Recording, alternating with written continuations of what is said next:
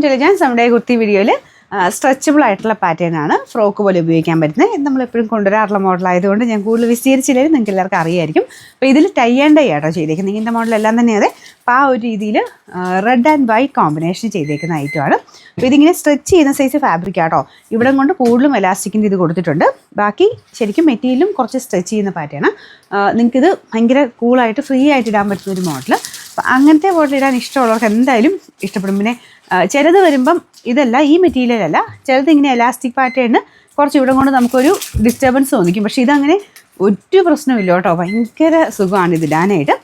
നമുക്ക് വളരെ ഫ്രീ ആയിട്ട് ഇട്ടുകൊണ്ട് നടക്കാൻ പറ്റുന്നൊരു ഐറ്റം.